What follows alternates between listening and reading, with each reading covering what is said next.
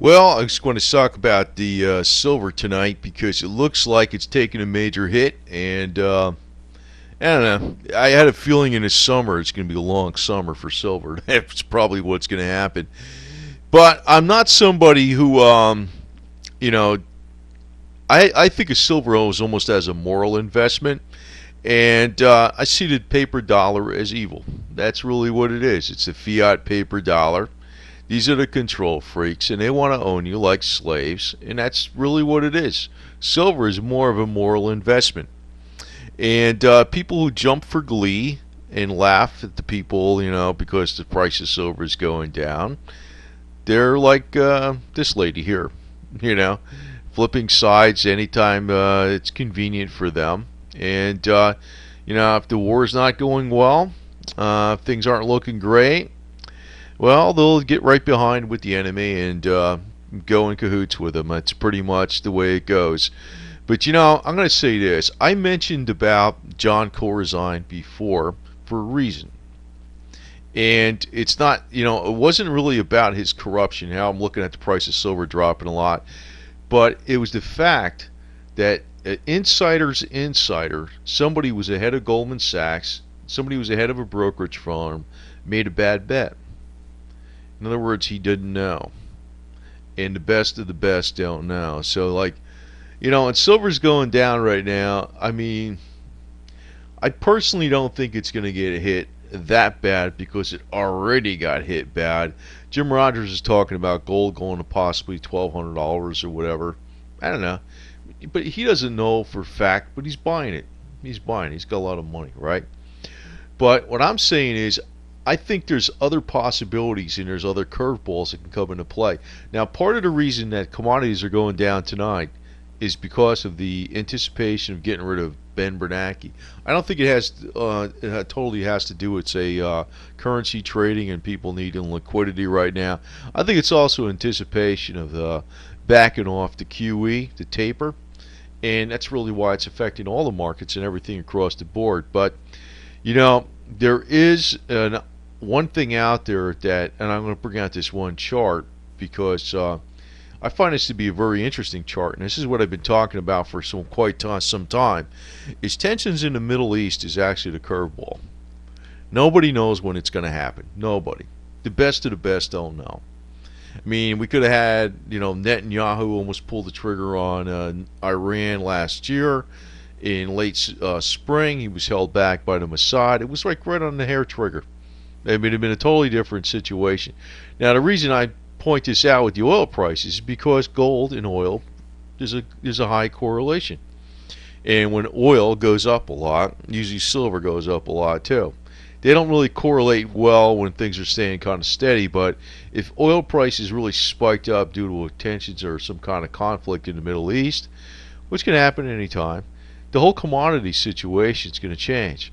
Now, I want to point something else out. If you look at this bubble back here in 1979, the red line represents the price of oil in real 2011 dollars. So the red line is actually more relevant to what goes on during these time periods, and this goes all the way back to 1861. But what I want to point out is that if you look back here in World War I, price of oil doubled, right? World War II, not so much. Looks like U.S. production was very good. During the Civil War, though, it looked like it went up like 9.5 times inside of a few years.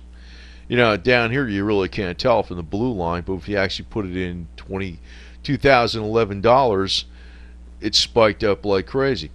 Now I'm going to say this: the more conflict that happens in the world, that's what's going to move up gold and silver more than anything, and oil. They're all going to move up together. All the commodities, copper, nickel, the whole deal. Just like I was looking at this coin value chart here, where the nickel is now at 85%. The content of the nickel is now at 85% of the face value. It's 75% copper and 25% nickel, the nickel itself. Before it was up to like 115%. It was actually, I know it cost 11 cents to mint the nickel itself, but it was at 115%. So, I mean, everything's taken a hit. But what I'm saying is, you don't know when this other curveball is going to happen. You know, the best of the best don't know. And that's why I gave that example of John Corzine. He's somebody that pretty much figured he had it in the bag. So, you know, when silver's dropping today, or whatever it is, you know, some people go, I told you so, but you know what? They don't know. Because nobody knows. Nobody knows. What I'm going to say is, I don't think it's going to drop to some crazy, crazy price like $12, $8, $15. I don't think so. That's a major drop percentage-wise. But you never know. You never know. And, you know, but on the opposite side, if something happened in the Middle East, and when we look at these charts, you know, this was another time in 1979. This was during the Iranian hostage crisis. You know, there was any time there was problems in the Middle East, it's like gold and oil go up, and that's usually when silver starts taking off like crazy. It's not going to be because of QE and printing money and all this type of stuff. You know, and I can tell you one thing: the central banks don't control as much as you think. I'm going to tell you what I really think is going to make the difference is the war machine.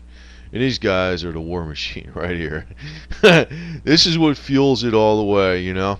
But once the war machine gets going, it's like commodities come into big demand, major demand. That's what's going to change everything. But I don't know when it's exactly going to take off, because rumors of war have been around a long time, haven't they, for the Middle East? And actually, if McCain was president, you know, back in 2007, the rumor was that when those nukes went missing with the Air Force, that was a plot to actually set off a war in the Middle East with Iran.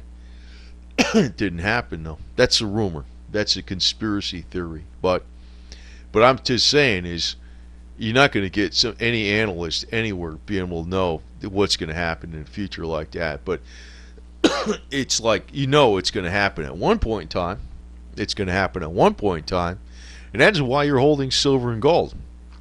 But don't let the naysayers and the laughers, you know, because, you know, as far as I know, or anybody knows, the same thing can happen to silver on the upside just as quickly.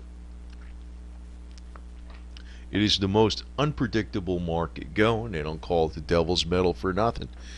So, you know, just don't despair when people say ha ha ha ha, and they jump for glee and all this kind of garbage, and say, oh, you know, it's like they're spiteful. Those are spiteful people, and you need to avoid them. But at the same time, I do not recommend keep buying every week, every month. You have to have, you know, don't hold any fiat toilet paper money, or, you know, you need toilet paper money because that's the game. The masters tell you you have to have toilet paper money to buy anything in the United States. So that's what you have to have. It's not silver, it's toilet paper money. That's what the masters tell us that we must have. So, you know, but I just look at it this way. We'll play along with the game until the whole system falls apart.